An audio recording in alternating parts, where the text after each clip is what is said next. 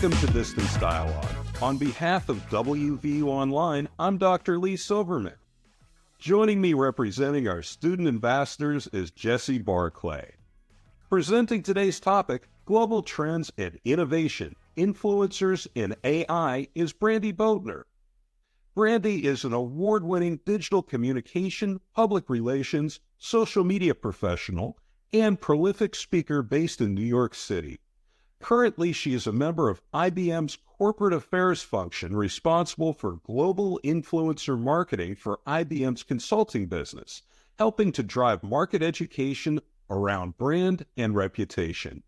She is incredibly involved in the communications industry, where she holds several leadership positions.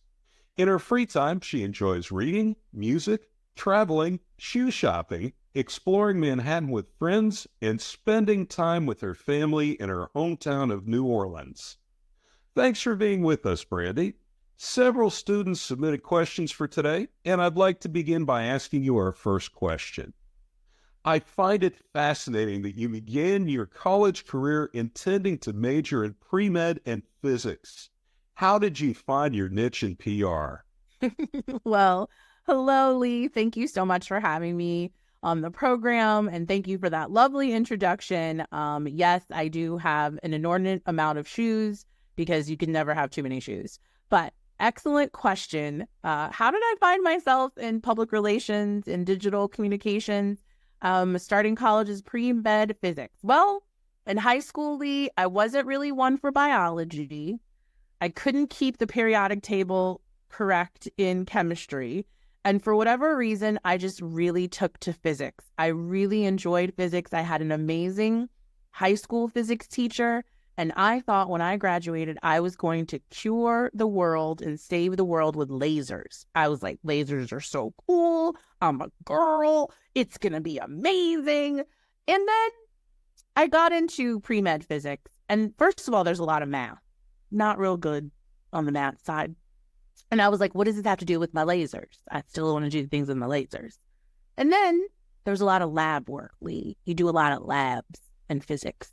And oftentimes, if you have a lab partner, or if you have to do the work for both you and your lab partner, because your lab partner isn't the most studious student, I was alone a lot in the lab. And I thought, this does not feel like my journey to be alone in a lab doing my work and my lab partner's work. And I think it might have been a conversation that I had late night with the janitor cleaning said lab. I'm like, I don't think this is for me. Let me look at communication. So originally I started thinking about speech communications because I like to talk a lot.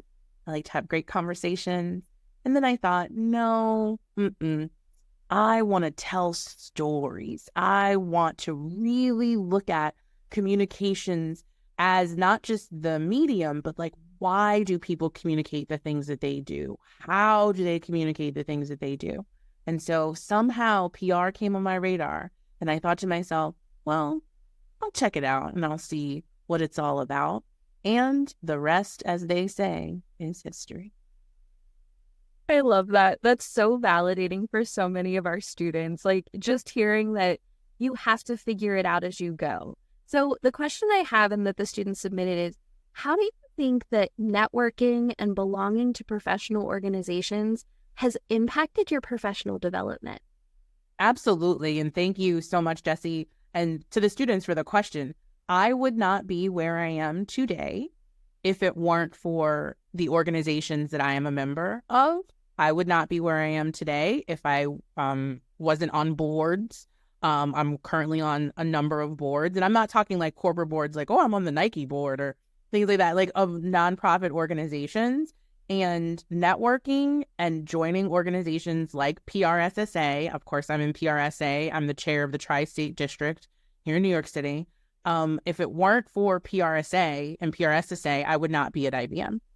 The connections that I have made, the people that I have met, all of the relationships that I have built, because I'm in the relationship business. Sure, I love to tell stories, but I also love a great relationship. I wouldn't be able to do all these things if it weren't for the professional organization. So my advice to students, you must be involved because you never know where those relationships will take you. I grew up in PRSA, starting as PR in the PRSSA. And I do want students to know the only reason I went to the PRSSA meeting. Now, I declared my major in PR after what I said happened in physics. But the only reason I went to PRSSA to their chapter meeting was because they had pizza. I was hungry and I didn't know which boy in said local fraternity was going to buy my dinner. And I didn't want to like figure it out because I liked like one or two of the guys that were in Phi Psi. That was our fraternity that we hung out with.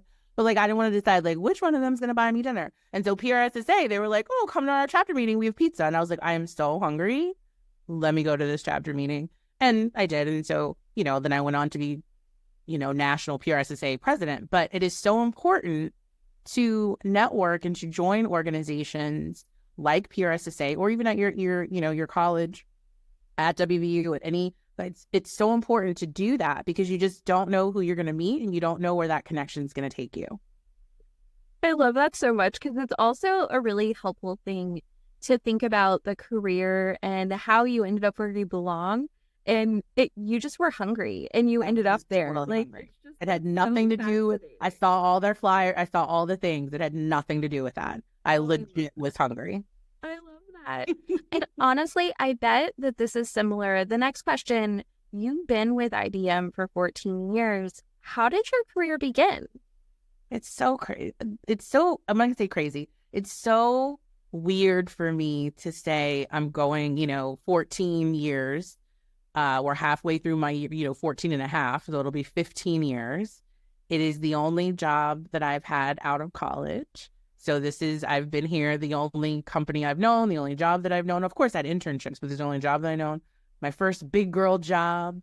And this was, again, just like with the pizza story, this was not part of the plan.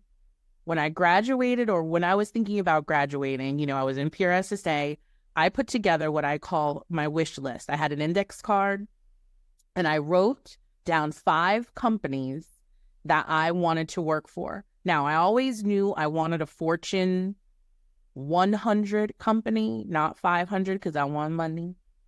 Those shoes don't buy themselves, and I wear expensive shoes. So I needed to make sure I had the money to continue my shoe habit. So I wanted a Fortune 100.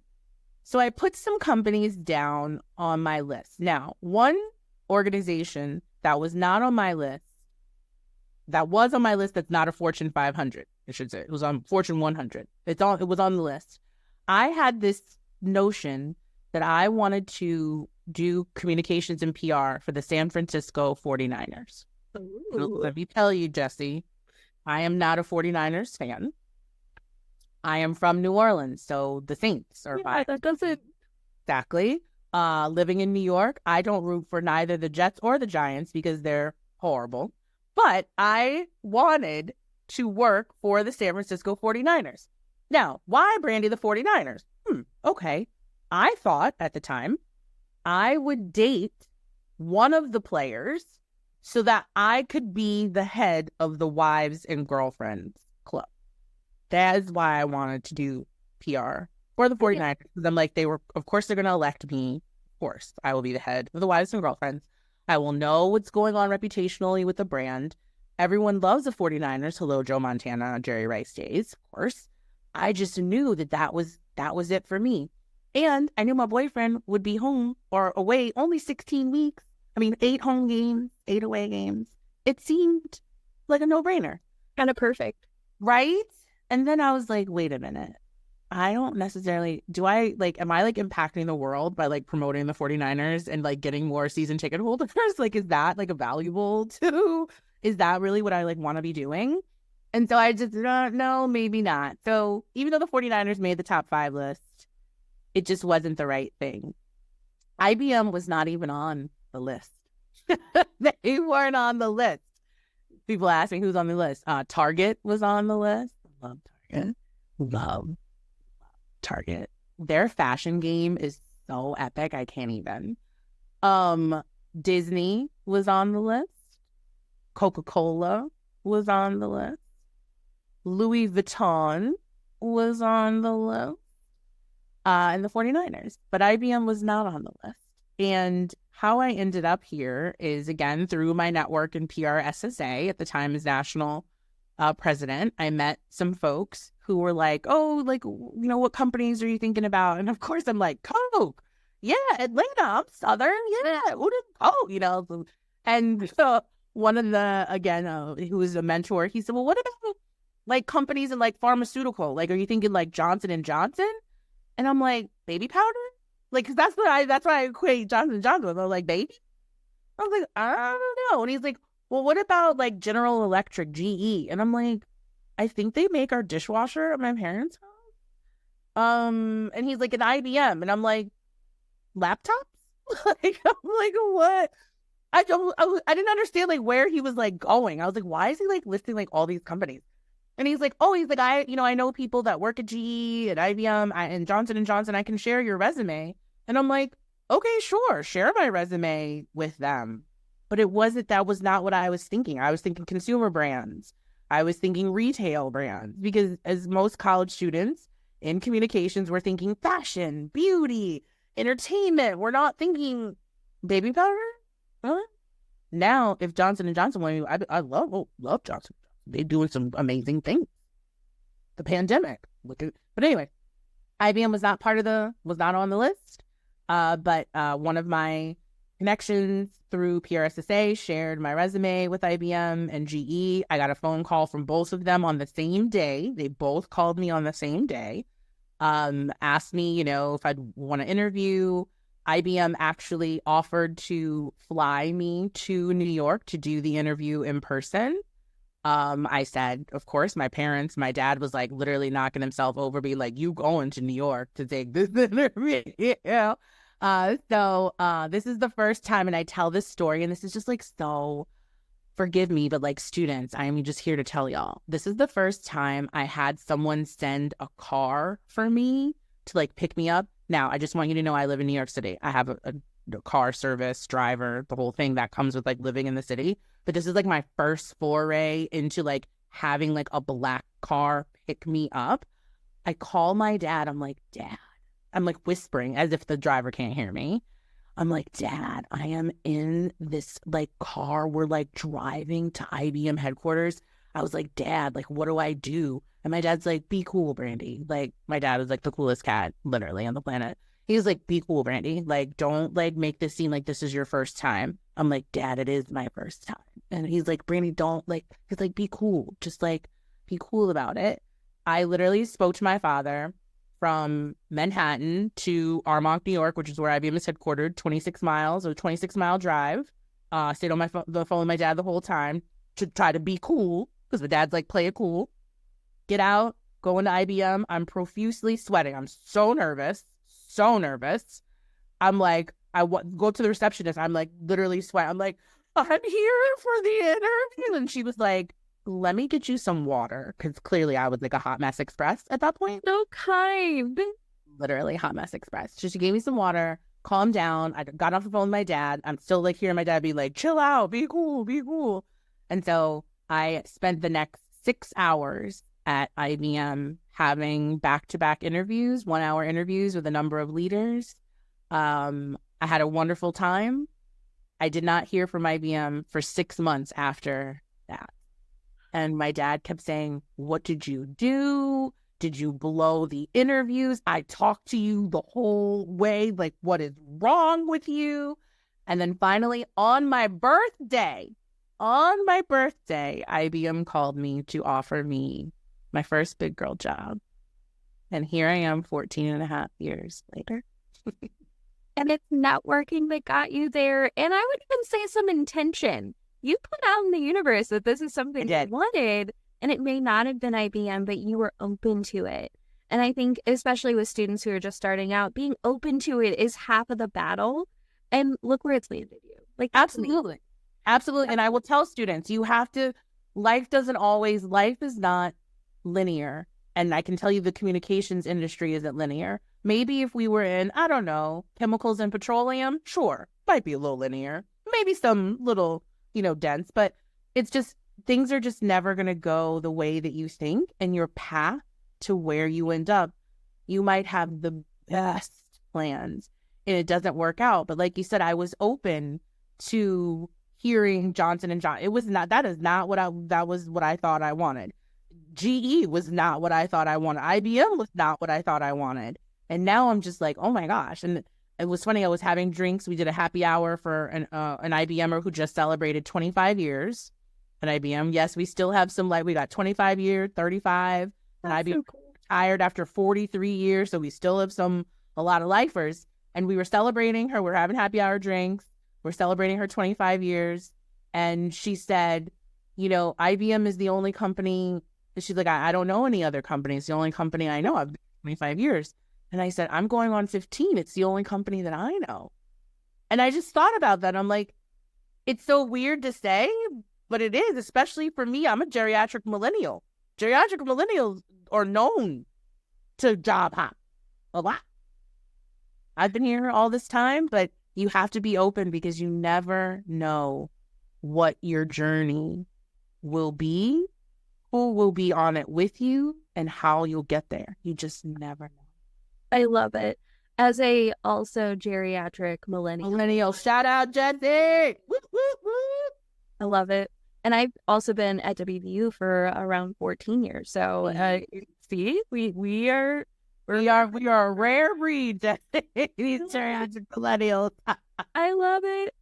And you know, I love this next question, and I'm really excited to hear your answer. So you've carved out this unique career path where, you know, it's involved reading the social media landscape and applying it to like different types of business models. Can you tell us more about, like, how is that for you? Tell us more about that. Yeah. So something I say about my career overall in communications is I have evolved as a professional alongside the evolution of social media. So as social media has evolved to what it is today, think about it 15 years ago. I mean, Facebook just turned 20. LinkedIn just turned 21. When I started, you know, almost 15 years ago, Twitter was very new. And now look at X. There was no Instagram when I started. There definitely was no TikTok when I started. So as my career as a communications professional, PR major, and then getting into digital, my skills have grown because the platforms have grown. And so I've been able to have such an incredible career in social because social keeps changing. So it's like, just when you think, oh my goodness, I remember when I started my career at IBM, Facebook business pages were a thing. And IBM was like, you think we need a Facebook business page? And I'm like, yeah, we need a Facebook business page. You look at now with Meta and it's just the things that are happening. So many things have changed. So the evolution of social platforms, how people use them, how people consume, how people tell stories, that's how I've evolved, right? So the role that I've had have been able to address the need and the changes within social. You need somebody, a communicator who can do those things as the channels change, as the platforms change, as influencer marketing becomes a thing. And so I've been blessed, but I've grown up in my skill set and how I evolved as a professional is all because the evolution of the very thing that I do in social media. And I think that's so cool because there are so many careers, so many different trajectories that students can take that is exactly what you're talking about. It's moving with the changes and adapting.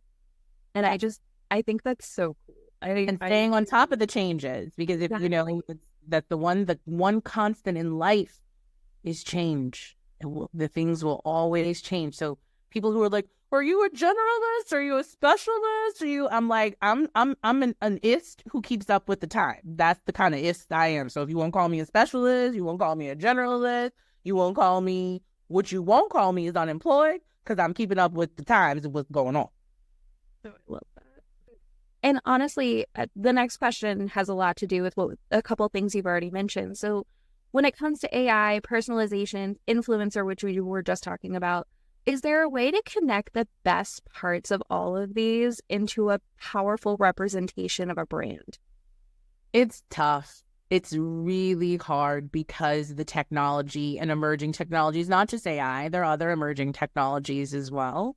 It's really hard to just take it all because it's not a one size fits all. What I will say that is incredibly important, it remains important, it will always be important, is brands staying true to their values and their mission. Just like I would tell a student or any individual, stay true to who you are because no one can take that from you. I don't go to bed Brandi Boatner and wake up Jessie or say, you know what, I'm going to take on Jessie qualities today and I'm going to be, I'm going to be more Jessie-like. Okay, yeah, there are things I am sure, Jessie, that I appreciate about you and I think that you excel at. And I would be like, I aspire or can learn from Jessie, but I can't be Jessie. I can only be me. Mm-hmm. The same thing with a brand. As these emerging technologies continue to, come on the scene and challenge us, but also offer opportunities, how brands stay true to themselves, true to their mission, and so that you don't confuse your audiences or your consumers. They're like, wait a minute, I thought we were about this, but now AI is coming and we're about this. Wait a minute, I'm confused. And you never want the audience or your target to be confused. You never want that. So I will say, I can't say there's one brand that's like, that brand's got it right. We are all trying to figure it out. Now, are there some brands that excel at personalization? Ulta Beauty. I don't know if you're in the Ulta Rewards program. I'm in the girl. Ulta Rewards program. Honey, talk about personalization. I know. Before I even know things. I'm like, how does Ulta Beauty know I'm going to have brunch 2 Sundays from now and I need to have a really cute summer look? How do you know that, Ulta Beauty? But they do. They do know I do that. But I use that as an example. But there are brands who are understanding personalization, how to use digital, but again, it's always evolving and always changing. And let's be honest, consumer preferences, kind of like a 13-year-old girl. One day they change like this. So I can't say that just one, but like I said, it makes for an exciting time to be a professional in this space. I love that answer because I think values are so important to every aspect that you can imagine, whether it's a brand or a personality, personal values. I just think that's so cool. So the next question is, how do you engage influencers in AI to tell an authentic and diverse story? So this is a great question, Jessie. So when you say me, Brandi Boatner, or me as a communications professional who's responsible for influencer? Well, I'd love to hear both answers, to be honest. Yeah. Okay. So me, Brandi Boatner, I have just the utmost respect for influencers because it is not easy to create content. And I think that there's something to be said about creators who not only do what they do, but they do it so seamlessly because they're just innovative, creative people. I love creators. I love the rabbit hole that I sometimes go down on TikTok because the things that people come up with sometimes are things that I think in my head, but I would never say out loud, or they're just so fun. And I'm like, I'm so glad somebody did this. Like, I'm so glad somebody. So I have just the utmost respect for creators. I think AI just is my company says it and I say it is meant to augment intelligence. It's not meant to replace it. It's there to assist and to help you adapt, but not overtake or replace you. So that's just something that I believe in. But it's great for a creator to use emerging technologies like AI to do what they do best and create, to augment. So that's my personal take. How I work with influencers as a brand is I really have to find and be very intentional about what we're trying to accomplish, the story we're trying to tell, and does that influencer have the right audience that would receive the story? Not the numbers game, do they have all the followers, but is your audience going to be receptive to the information that we're sharing? Because that's how brand reputation is garnered, right? You're not going to have a reputation as a brand if you're giving people stuff they don't want, they didn't ask for, they don't want to engage with it, they don't care. Come on now. Like, that's not the way to do it. So looking at influencers, do the audiences and the communities that they've curated, are they going to be receptive to the story I'm trying to tell? Are they going to be receptive to what we're doing? Are they going to then share it with other people? Are they going to have some kind of affinity for what we're saying? Some kind of positive, like, oh yeah, you're doing this, you're doing that. So it's just really, you have to be, at least I have to be in my role, I have to be very purposeful and intentional with the influencers we work with. Is it right for the brand? Are they right for us? Are we right for them? And really the audience. Will the audience Are they going to pick up what we're laying down? Is really what it comes down to. And that's so many, that's higher level thinking and micro thinking all at the same time, which I think is fascinating. That's so cool. Okay, so another question that the students did have is, how do you stay on top of trends? How does that work? Jesse, it's exhausting. Okay. I could imagine. True story, because I don't know. Obviously, this will take place, and we will hear this later, but yesterday was a very hot and busy news cycle for me in the cultural zeitgeist with the unfortunate arrest of Justin Timberlake. So I started my day with this news. It filtered down through my own personal networks, my colleagues. It is to keep up with the trends. But I will say, because I love celebrity tea, I love just tea in general. And I'm not talking Lipton, people. I'm talking about tea, gossip, what you got, information, what we talking about, who we talking about. Now, I do not condone gossip and talking about people that I know. I do not condone that. Somebody might have some tea. I might sip it, but I might not spill the tea. I will sip it.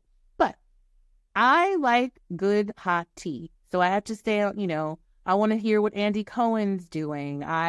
With the reality shows, the different cultural moments. Yesterday was Juneteenth. A lot of things and a lot of conversations about brands celebrating Juneteenth, not celebrating Juneteenth, talking about Juneteenth, not talking about Juneteenth. We had the Walmart Juneteenth debacle last year. I am happy to say I did not see the same this year. So we learned from our mistakes. So it is exhausting, but I literally am, I just read so many things. What's happening in Cannes this week? We have, members of my team who are there that I'm supporting. Our big boss is in Cannes. What's coming out of Cannes? All the things. It can be a lot, but it's just I love the cultural zeitgeist. I thrive on the cultural zeitgeist. The Drake, beef with Kendrick Lamar, I was all over it. I had a conversation. You listen to the PR Week, the leading publication in public relations. The editor, Steve Barrett, has a podcast. I called Steve and I was like, I have some things to say about the Drake Kendrick Lamar beef. We need to talk about this. And he talked about it, our conversation, on his podcast, because these are things that matter to me. And if you, as a student, are going to be in this industry, you have to stay on top of the news, not just, world news that's happening in Israel, not just what's happening with war, not just the election. We got the Olympics. Do you know the Olympic U.S. trials transformed Lucas Oil Stadium in Indianapolis, where they play football? They built a pool. A pool. So cool. That's so cool. An Olympic-sized swimming pool in a football stadium that has never happened ever before. Hello? You got to stay on top of things like this. So luckily for me, I pride myself being part of the cultural zeitgeist and keeping, my finger on the pulse of the cultural zeitgeist. If you want to be in communications, but you're like, I don't like the news, I get my news from TikTok, then this might not be the industry for you.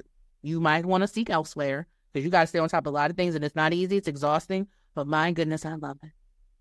And it's all connected. I think hearing that answer, it just feels so authentic, because you don't want to be in an industry you're not interested in. Thank you. And so I wish students realize that there's no perfect way to have a career. But if you find something you're interested in, staying on top of it is something that comes naturally. And that's what it sounds like has happened for you. And I just think that's so cool. I love it. Yeah, and I do, listen, I'm in technology, so I do keep up with technology news. I could easily geek out and get very technical because there's some things going on in technology. You'd be like, what is she talking about? Lattice cryptography? What does that even mean? How are you going to simulate nature? You'd be like, I could really get in. But those things do interest me. But going back to what I said about story, there are stories everywhere. And so whether it's Justin Timberlake driving under the influence, or it's brand safety and AI coming out of advertising with advertisers in Cannes, it doesn't matter. Stories are everywhere. I'm just here to help tell some good ones. Oh, I love it. So the next question is, how would you, for working for a smaller team, you're working with a smaller team and giving them looking to build their external brand. That's what the small team wants to do. What are the top 3 platforms or strategies that they should employ according to you or to IBM, whichever one you want to talk But it's for me, because who is IBM to tell anybody what they should be doing? I mean, listen, we're 113. We can give you some wise sage advice, but like you, like, well, we here, but you do you. So I can give you from my perspective, for a small team, looking to have, like you said, an external presence or build an external brand, or They're tell trying the to build an story. external presence. What are the top 3 platforms or strategies that you think they should employ to be successful? Yeah, first one, data.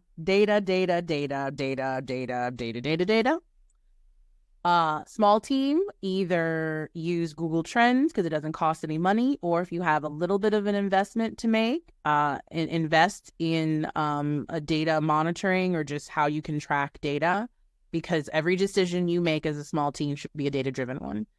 We don't have time to play the woulda, shoulda, coulda game. Let me throw spaghetti to the wall. Does it stick? It might. I don't know. We don't have time for that. You need to look at the data. You need to make data-driven decisions, because the amount of data that is made in 60 seconds between all the digital platforms and all the things, you will not be successful unless you have a hold on that. So one, data. That's first. Second, going back to what I said about what story are you trying to tell? Is it a good story? And then if you decide, do you want your story to be told with a digital representation? What are the visual elements to your story? What really embodies your brand and what you are trying to accomplish, your company, your team, whatever it is? What really embodies it, and that's how you're going to tell it. You cannot be all things to all people. So you're like, we're going to do this, and we're going to be over here, and we're going to be over here, and we're going to be over... That's you literally setting up a small team for not to be successful.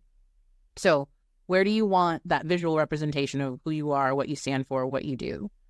Where's that going to live? If you're going to do it on LinkedIn, if you want to lean into YouTube, if you want to lean into Instagram, pick a lane, but just make sure that's where you live. That's how people experience your brand. So data, where are you going to live, where are you going to stand for, where are you going to visually be represented to tell your story, second. And then I would say third, the third thing, and I could give like a list of 10, but I think the third thing, everything you do needs to be inclusive of all voices of that small team. Can't just be one person making a decision, 2 people making a decision. Inclusion matters, and it's a very powerful thing, but you can't achieve inclusion until all voices are heard. So if you have 3 people on that team, all 3 of you make a decision, but your voices need to be heard. We've seen too many small and large brands and teams that don't have every voice represented make some kind of mistake because one person was in the room or 2 people were in the room. It wasn't inclusive of everyone. So inclusion matters. So those would be my 3 kind of key, at least, advice Brandi Boatner, personally would offer. I love that. And I think it's so helpful. I love the third one very much, because I think people need each other. And the more we lean on each other and our ideas, the more of an impact we can have. And so I love that that's part of it. So the next question, you've spoken before on cultural competency. Yes. Can you tell us how being a culturally competent impacts messages, engagement, authenticity, kind of feeling real? I am very passionate about the cultural competency topic. I've spoken at, obviously, WVU and other places, because we still have not necessarily gotten it right as an industry. I am still seeing things happen where I am just like, we're still, and I think our thinking on culture is a little limited, because I could look at culture, and this is one of the things I said at WVU, regional culture, how someone on the West Coast is very different than someone on the East Coast, and how they behave and their different culture and their customs. But people want culture to be like, oh, the Hispanic culture, oh, the Black culture, oh, the this, oh, the that.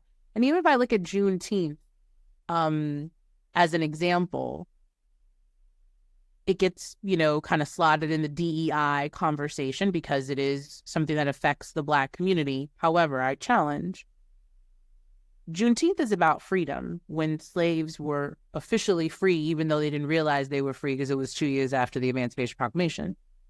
I'm sorry, freedom, by my definition, doesn't that apply to anybody? Yes, it was specific for Black people, but aren't we all going to celebrate freedom? And I'm sorry, wasn't America founded by a bunch of people who wanted to be free? So if I look at that, I didn't do Juneteenth, or I wasn't sure because I'm not in the Black community, but I'm an ally. But do you support freedom? Because if you say you support freedom, well then June 19th must mean something to you because you support freedom. I'm saying Black, white, green, whatever. So we need to stop this limited thinking of culture, which I think gets in our way. And then cultural competency, there's a direct correlation between brand affinity and how culturally competent you are, especially if you're looking at culture not as this one thing. Yep. You got to think about the culture of your brand, who buys your, who subscribes, the people who work for you, what you stand for. There is a direct correlation. But because we're limited in our thinking, cultural competency, we just think all these things. And that's why I'm so passionate in talking about it, because we haven't quite cracked the code yet with being culturally competent. And I will continue to challenge communicators and students to make sure that they are culturally competent. I hear from students all the time, especially our students who are not from this country, our international students say all the time, well, in my culture, I can't do that. Well, because somebody doesn't understand that. They think, oh, you're being rude or you're being this. And it's like, did they even take the time to understand culturally that is not accepted? Just like you let someone in New Orleans eat a piece of fried chicken from Chicago and someone say, oh my God, this Chicago fried chicken is the best fried. You let somebody from New Orleans say that. Oh my gosh, they be run out of the city. You would never say that. That is culturally unacceptable. You will never say that. And I'm not saying Chicago can't burn fried chicken. I've been to Roscoe's. I've been to Roscoe's. But Roscoe's ain't had anything on my mama chicken, on my grandmother chicken, on my auntie chicken, nothing. So expand the mind. Cultural mind. And I think even with that, a lot of what I'm hearing you say is brands and people, students in general, just need to have that deeper understanding of themselves and their values. Self-awareness. Awareness is part of that. So yes. I talk about it all the time in cultural. It's just, we'll get there, Jessie. We'll get there. But yeah. I love that you're fighting the good fight. I work every day at the WVU Purpose Center to also do this. So I'm glad that we were able to have this conversation. We're in it together. We're in it together. I have one more question. So what's next? Where do you see yourself in the next 3 to 5 years? What helps you formulate personal growth? I personally can never answer these questions, so I'm always curious to see how others handle it. But this was a student question, so listen, Jessie, I appreciate it. And to the students, pre-pandemic, it was okay to ask the 3 to 5 year question. I think it was like customary, it's standard. Where do you see yourself 3 to 5 years? I think, just who we were in 2019, I think it just was a very valid question. Yeah. Who we are in 2024, this question needs to be stricken from the record. We don't need to ask this question anymore, because did anybody predict a global pandemic? No. Did anybody predict that it would have us literally halt our lives for 3 years? 3 years. Anybody predict this? No. So asking me where do I see myself in 3 to 5 years? No. You need to ask me where I see myself next week. Where do I see myself next month? I cannot tell you 2027. I hope I have a man in 2027, because let me tell you, dating in New York City is so difficult. I would love to be married. I don't know. I can barely navigate that. So I don't know. We need to stop asking this question. What you can ask me is, Brandi, do you have a second half of the year planned? Because we're in June. Do you know how you'd like to spend July through December? I can answer that question. You could say to me, Brandi, in 2025, you have some leadership positions that you are coming into. I'm going to be the president of New York Women in Communications. That is a huge honor. I am incredibly honored and grateful. And I have some things I want to do during my presidency that have never been done before for the organization. The organization is turning 96-year-old nonprofit. You could ask me those things. But where do I see myself in 3 to 5 years? I have no idea. I don't know what life will be like. I don't know what this country will be like. I don't know who will be in leadership in this country in 3 to 5 years. I don't know. What I do know is that, Jessie, I've got goals for the remainder of the year. I have some things I would like to accomplish and challenge myself for the remainder of the year. And then I have some things I've been thinking I'm probably not going to be able to do between July and December. So can they carry over into 2025? And I try to accomplish those. But can we start a campaign where we get rid of yourself in the next 3 to 5 years? Because it's not valid anymore. Like I said, we are different people. The pandemic has changed us. I hope we're different people. If you were exactly the same as you were in 2019, we have a much larger problem and thing to talk about. But it just doesn't hold weight anymore to say that to somebody. So I'll take it in 6 increments. No, I just can't. Agree. And so I just thought of a different way of asking. If you could do that. I'm open to it. Let's hear it, Jess. Let's hear it. A Jessie question. Yeah. What are you excited to learn? Ooh, that is a great question. Because my mind is I'm always thinking. I am excited to learn what's next for Gen Z. I'm so fascinated with Gen Z as a geriatric millennial. And all these people want to know so many things about Gen Z. And if the Taylor Swift Eras Tour has taught me nothing else, then Gen Z is a force that can take down governments, that can improve, that can mobilize, I want to learn so much more about Gen Z and the impact they will have going forward. That's what I'm excited to learn. I love it. That is all quite amazing. It's interesting to hear the path that you have found, and it wasn't necessarily the one you were taking. There were inklings and there were opportunities, and you clearly blazed the trail and found where you're supposed to be at this time. Like you indicated, the pandemic, a huge disruptor. Who would have called this? And yeah, we don't know what's going to happen, but to be open to what presents itself to us, to have those networks, like you said, and you capitalized on, and Jessie is relayed as well, because she knows this all too well, to make those connections. So, Jessie, thank you so much for being here to ask the questions on behalf of the students. I'd like to thank our guest, Brandi Boatner, for being with us today. And also a special thanks to Joanne Hunt and Eric Merrill, who have been helping behind the scenes. For Distance Dialogue, I am Dr. Lee Silverman. Thank you for joining us.